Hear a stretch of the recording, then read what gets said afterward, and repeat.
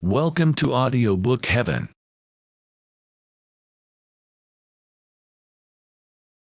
Chapter 6 of The Art of War by Sun Tzu, translated by Lionel Giles.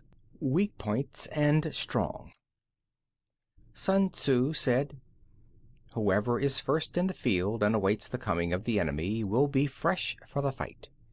Whoever is second in the field and has to hasten to battle will arrive exhausted. Therefore the clever combatant imposes his will on the enemy, but does not allow the enemy's will to be imposed on him.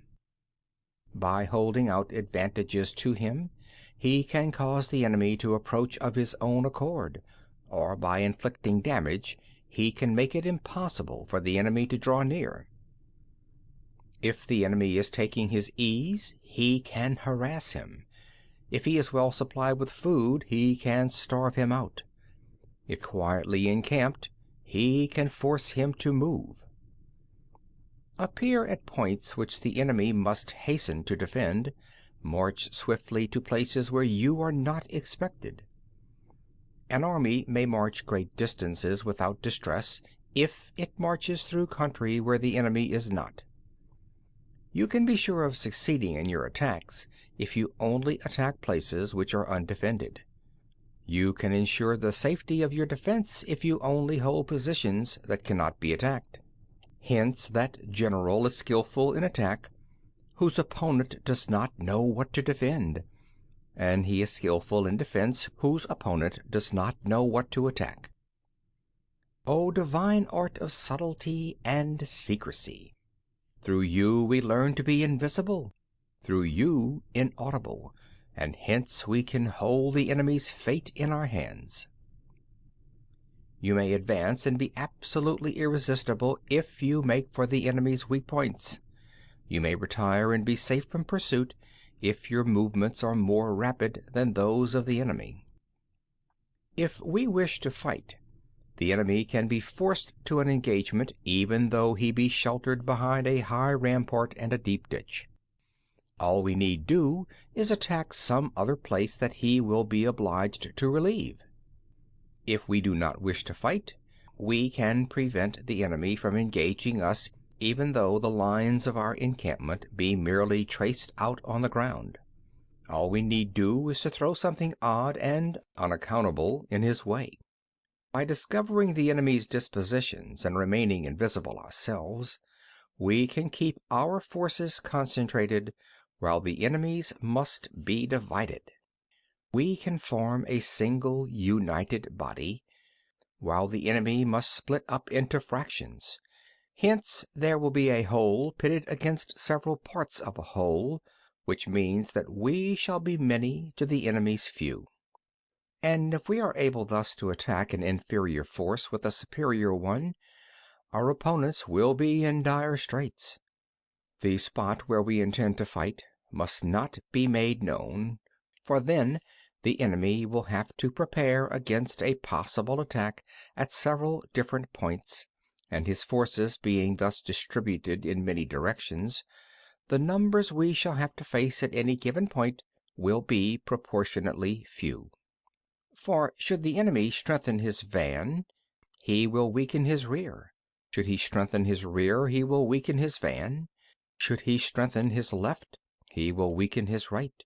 Should he strengthen his right, he will weaken his left. If he sends reinforcements everywhere, he will everywhere be weak. Numerical weakness comes from having to prepare against possible attacks. Numerical strength from compelling our adversary to make these preparations against us. Knowing the place and the time of the coming battle, we may concentrate from the greatest distances in order to fight.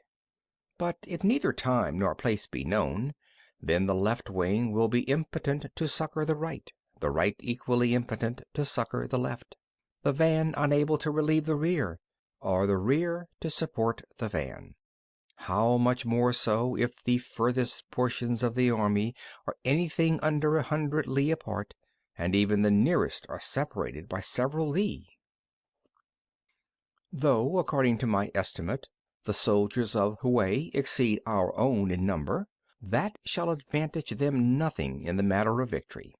I say then that victory can be achieved. Though the enemy be stronger in numbers, we may prevent him from fighting. Scheme so as to discover his plans and the likelihood of their success. Rouse him and learn the principle of his activity or inactivity. Force him to reveal himself so as to find out his vulnerable spots.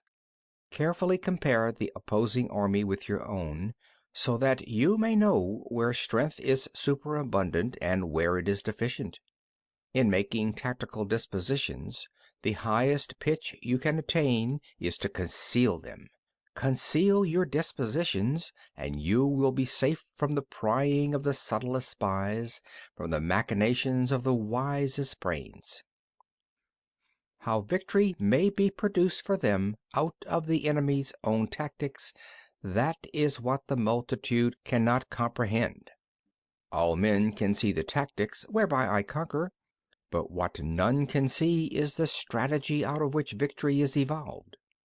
Do not repeat the tactics which have gained you one victory, but let your methods be regulated by the infinite variety of circumstances. Military tactics are like unto water, for water in its natural course runs away from high places and hastens downwards. So in war, the way is to avoid what is strong, and to strike at what is weak. Water shapes its course according to the nature of the ground over which it flows. The soldier works out his victory in relation to the foe whom he is facing. Therefore, just as water retains no constant shape, so in warfare there are no constant conditions. He who can modify his tactics in relation to his opponent and thereby succeed in winning may be called a heaven-born captain. The five elements, water, fire, wood, metal, earth, are not always equally predominant. The four seasons make way for each in turn. There are short days and long. The moon has its periods of waning and waxing. End of chapter 6.